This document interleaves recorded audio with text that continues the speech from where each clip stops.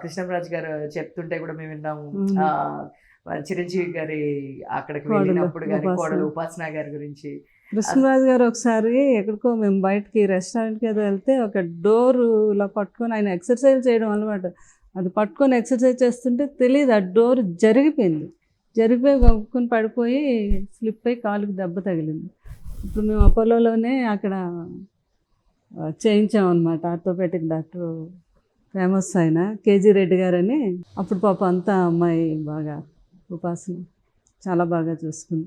కృష్ణరాజు గారికి చాలా బాగా చూడాలి అందరికి చెప్పి మళ్ళీ డైలీ వచ్చి అమ్మాయి పలకరించి వెళ్ళారు. చాలా మంచి అమ్మాయి, డౌన్ టు ఎర్త్. ఒకరోజు ఇంకొకటి దేనికో చరణ్ కూడా వచ్చి అది మేము వెళ్ళిపోతుంటే చూసి వచ్చి అంకుల్ ఎలా ఉన్నారు, అంతా బాగుంది కదా, తగ్గిపోయింది కదా, అంతా పలకరించి. చాలా మంచి అబ్బాయి చరణ్ కూడా. ఇక్కడ కనిపించినా వచ్చి పలకరిస్తారు.